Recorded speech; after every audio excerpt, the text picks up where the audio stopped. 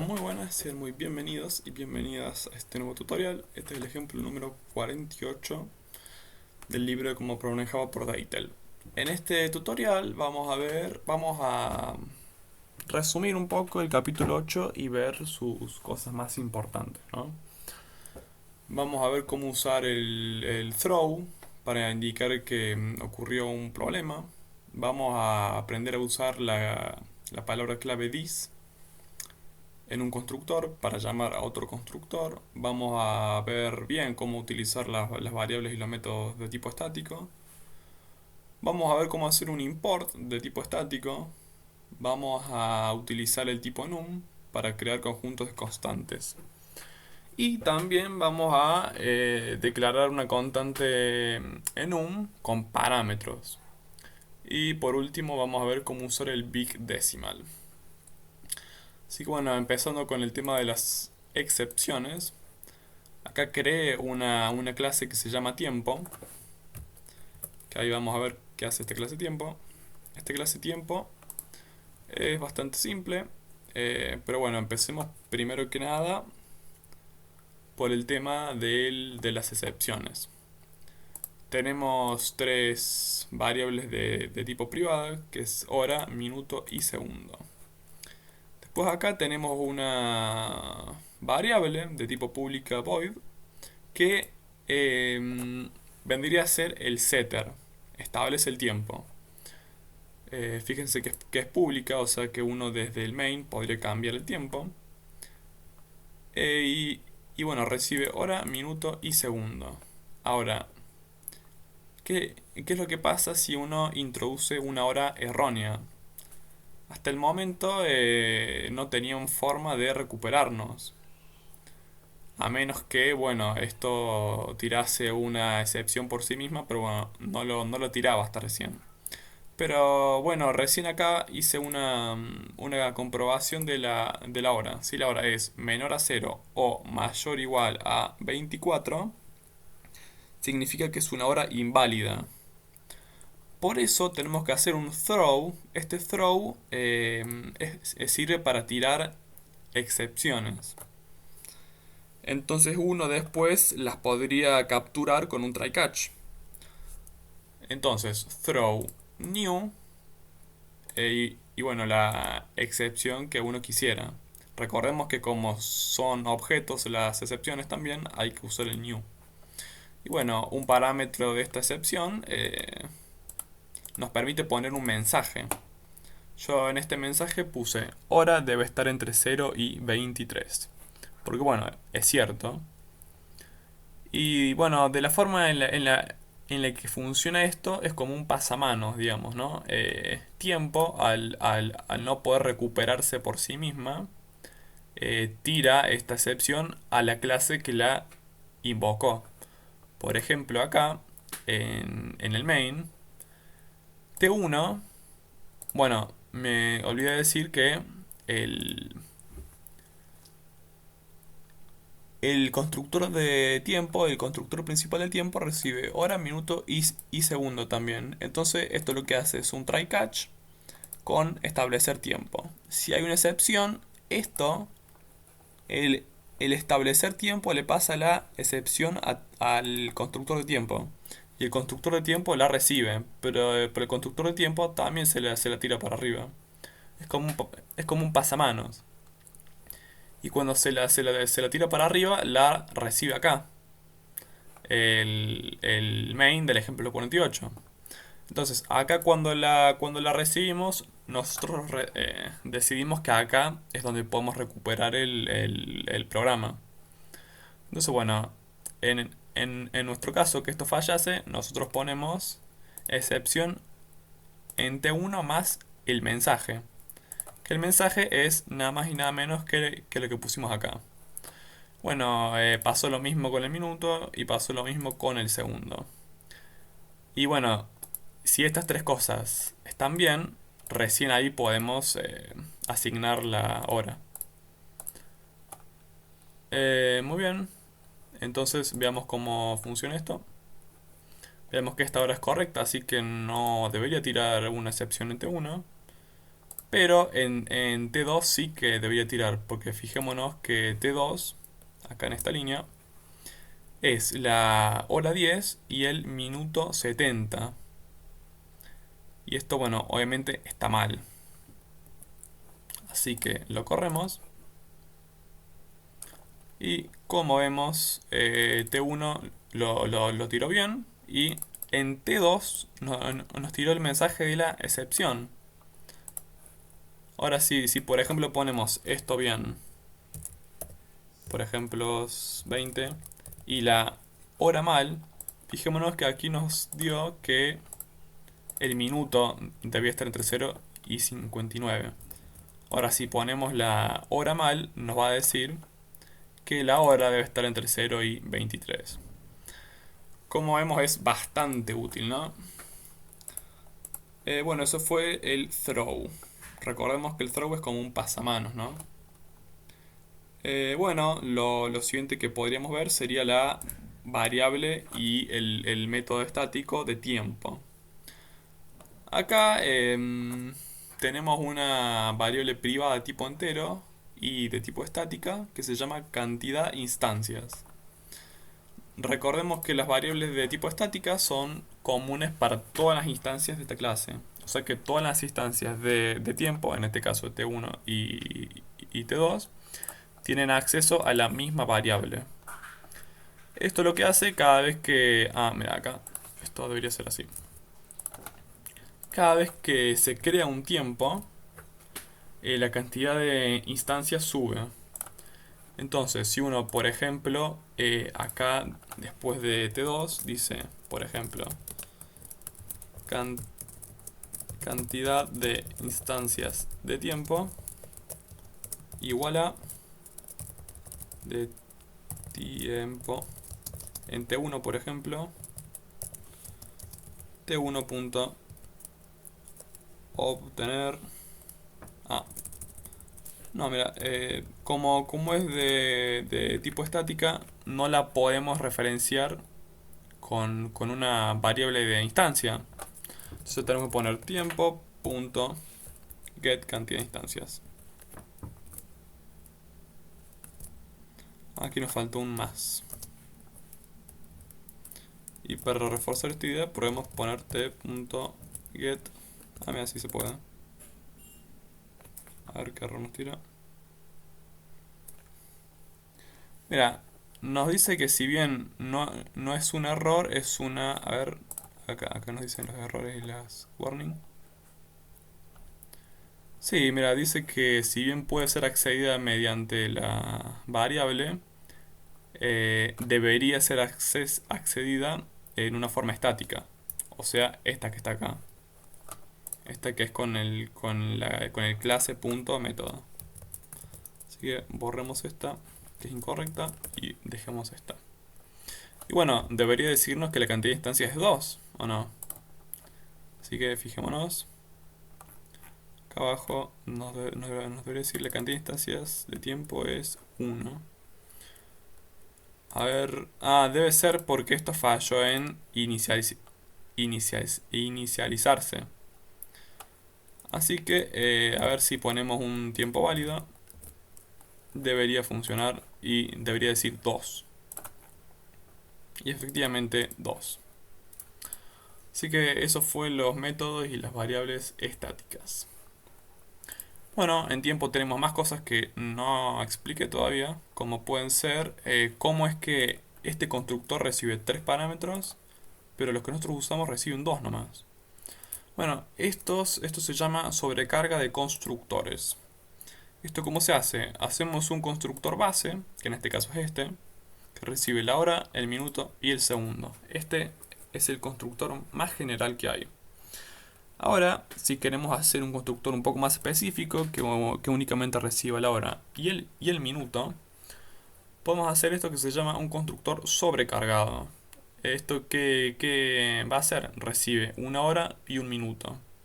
Podemos hacer esto, por más que se llamen igual, por más que sean los dos los mismos constructores, lo podemos hacer porque recordemos que la firma es distinta. Es decir, que la cantidad de parámetros es distinta Y el tipo de estos parámetros, bueno, si bien podría ser, por ejemplo, esto también de 3, pero debería ser con otro tipo acá, para que sea distinta la firma. Si esto fuese un entero, la firma sería igual. Así que la firma depende de la cantidad de elementos y del tipo de los parámetros. Así que bueno, una vez declarado el constructor sobrecargado, podemos llamar al constructor de la instancia, que es este constructor base. Ponemos el this porque una vez que queremos construir una instancia, ya tenemos que hacernos referencia a esa propia instancia, ya no podemos hacer referencias estáticas. Entonces bueno, en esta instancia se va a crear un tiempo con la hora que le pasemos, el minuto que le pasemos y el segundo cero. Y bueno, lo mismo se hizo con la hora y con un constructor vacío. Y bueno, como ven, nosotros usamos estos dos. Y como vemos, los segundos son siempre 0. 0, 0. Pero bueno, si quisiésemos, por ejemplo, hacer algo así. Y algo así, por ejemplo, que sean las 10. Las 10 en punto. Y esta que sea esta hora. Vemos que no hay ningún problema. Y efectivamente es esta hora y las 10 en punto. Así que eso fue el this como constructor, como, como referencia al constructor base. ¿Cómo sabemos que esto hace una referencia al constructor base? Porque recibe tres parámetros, como el constructor este, y son tres parámetros de tipo entero, como este constructor. Por eso sabemos que es una referencia a este constructor. Si nosotros acá, por ejemplo, pusiéramos .0, esto ya sería un tipo flotante y no encontraría constructor, como vemos. Así que bueno, eso fue eso. Y bueno, esto también está bueno explicarlo. Este es el método toString. Es un método que todos los objetos tienen. Para que cuando uno haga algo al estilo de esto, estamos haciendo un print de un tiempo. Uno pensaría, bueno, ¿y ahora qué pasa con esto? Bueno, es muy fácil, simplemente se sobreescribe el método toString. Y bueno, yo dije que devuelva una string con este formato. Que tenga, bueno, un número, dos puntos, un número, dos puntos, un número. O sea que sea hora, minuto, segundo. Que es lo que estamos viendo acá en la terminal. Hora, minuto, segundo. Todas las clases tienen todos los objetos tienen el método toString. Nada más que el método toString por defecto es medio feo. O sea, sirve, pero es medio feo. Bueno, acá tengo los getter también, que no los usé creo. Pero bueno, quedaron ahí. Así pasando a otro tema, vamos a ver el import estático. ¿Qué es un import estático? Bueno, unas cositas antes de mencionar, que me las pasé por alto. Un método estático no puede acceder a las variables ni a los métodos de instancia. Es decir, que este método, que es de tipo estático, no puede, por ejemplo, hacer un get segundo o un get minuto. No puede. La referencia this no puede utilizarse en un método estático, porque acordémonos que los métodos estáticos son a nivel de clase, o sea que son comunes para todas las clases, no hace referencia a ninguna instancia en particular, por lo tanto el this no tiene sentido. Y bueno, ahora sí, pasemos otra vez a lo que estábamos haciendo, los import estáticos. ¿Qué me refiero con un import estático? Es esto que está acá. Es un tipo de import que nos permite, por ejemplo, si nos acordamos, sin así como estaba, la clase math, para por ejemplo hacer una potencia tenemos que poner math.pow. Tenemos que poner el nombre de la clase, punto y el método estático de esa clase. Un import estático lo que nos permite es sacar este math punto y directamente usar el PAU. Y ponemos static. Vemos que no nos tira ningún error. Esa es la utilidad de esto, que vemos que si funciona. El cuadrado de 2 es 4. Porque bueno, esto es algo que eleva la potencia al, al, al primer número, lo eleva a la potencia del segundo número. O sea, 2 a la 2 es 4, efectivamente. Bueno, eso fue la importación estática. Pasemos a los enums. Un enum ya vimos que era un conjunto de constantes que las declaramos como ya lo vimos. Pero ahora, ¿qué es lo que pasa si queremos declarar un enum donde los elementos tengan varios parámetros? Por ejemplo, en este caso, un libro. Si quisiésemos declarar un libro, un enum con muchos libros, donde estos libros, por ejemplo, tengan el nombre del libro y su fecha de copyright, por ejemplo, de publicación.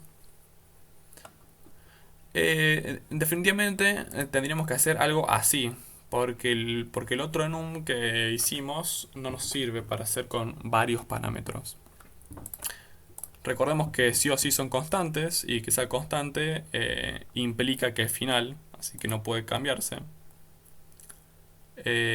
Bueno, para hacer esto, para hacer enums con varios parámetros, tenemos que crear un enum. Como si fuese una clase, bueno, creamos un enum. Entonces, public enum libro en este caso. Aquí no lo tuve que importar en el main porque están en el mismo paquete. Pero bueno, volviendo acá. Lo primero que se hace es declarar las constantes. Recordémonos que las constantes siempre van en mayúscula. Las constantes con los parámetros con la cantidad de parámetros que uno quiera, en este caso dos nomás, el nombre del libro y la fecha del copyright. Y van todos separados por coma. Esta constante, coma, esta otra constante, coma, esta otra constante, coma, esta otra constante. Y como yo no quiero más, pongo un punto y coma. Después acá declaramos dos variables privadas de tipo final sí o sí. Y bueno, de tipo string porque esto es una string y de tipo string esto también porque esto es una string. Se crea una variable por parámetro. Esto es para que cuando creemos un libro haya espacio para poder obtener estas cosas, ¿no? Muy bien, entonces creamos un constructor del libro que reciba título y año de copyright, que son estos dos parámetros y son estas dos variables. Bueno, hacemos un obtener título y un obtener año, porque si no, ¿cómo obtenemos cada parámetro?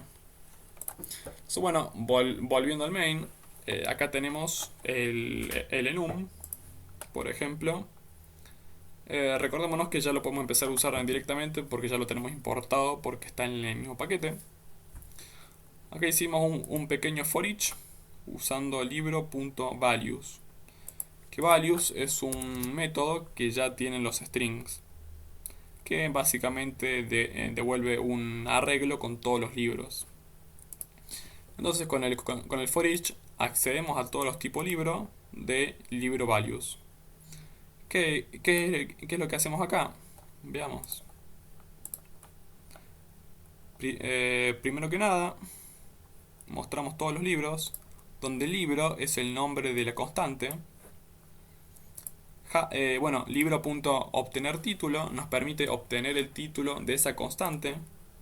Y libro.obtener año copyright nos permite obtener ese parámetro. Que como vemos en este caso es 2015 en el primero. Bueno, esto fue como crear un enum con varios parámetros. Si seguimos en el ejemplo, el otro tema principal es el del Big Decimal. Big Decimal lo usamos cuando ya no nos alcanza la precisión de, por ejemplo, un entero o un flotante. Está bueno porque tiene muchos decimales, como su nombre indica. Entonces, por ejemplo, vamos a calcular intereses en el tiempo. Hacemos un big decimal que se llama inicial, donde este sea el monto inicial de la cuenta bancaria, por ejemplo, el monto inicial que uno quiere hacer crecer. Entonces, usamos un método estático que tiene big decimal que se llama value of. Esto lo que hace, recibe un double y lo transforma a big decimal. Vendría a ser algo así como el estilo que siempre usamos integer.parseInt para pasarle a un entero. Pero bueno, es simplemente con big decimal. Y lo mismo hacemos con tasa, que sea una tasa del 5%. Bueno, acá es simplemente una cabecera. Y acá pasa lo interesante. Vamos a ver que vamos a calcular el interés en 10 años. Primero que nada, calculamos queremos calcular el monto de ese año. Entonces lo que hacemos es, primero para calcular la tasa a la que lo tenemos que multiplicar al monto inicial, tenemos que poner tasa.add. Add vendría a ser la suma. La suma para el objeto big decimal. ¿Qué es lo que hacemos acá? Le sumamos 1. Tasa más 1. Esto es una constante de big decimal que, bueno, vale 1. También está la constante 0 y la constante 10, que son las más comunes. Entonces, tasa más 1, recordamos que tasa vale 0,5. Estaba acá, 0,5, 0,05. Así que 1 más 0,05 es 1,05. Eso es lo que está haciendo esta parte que está acá. Esto devolvería 1,05, pero en big decimal. Y bueno, POW año, esto lo que hace lo eleva a la potencia del año. O sea, hace 1,05 elevado a la año. Que bueno, año dependerá del ciclo en el que esté el for. Y bueno, esto nos devuelve la tasa de ese año. Es la tasa a la que deberíamos multiplicar el monto inicial que uno hizo. Y bueno, esto es para multiplicar. Como está a multiplicar, veamos a ver los métodos que tiene. Por ejemplo, tiene para hacer un valor absoluto, tiene para sumar, tiene para dividir, tiene para hacer el máximo, el mínimo, para negar, bueno, ya entienden, tiene bastantes cosas.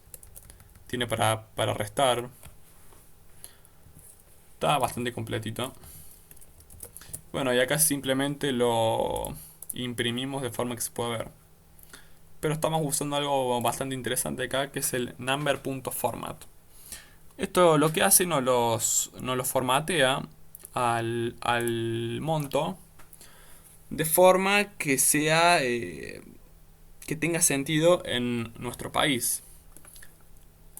Por ejemplo, la mayor diferencia es que alguna gente, algunos países, usan, por ejemplo, para decir 1000 pesos, usan, digamos, 150.50.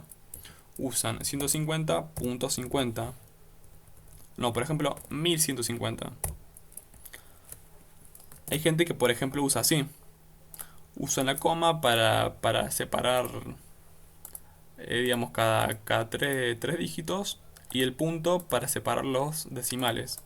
Y hay países en los que es al revés. Usan el punto para separar cada tres números y la coma para separar los decimales. getCurrencyInstance lo que hace, obtiene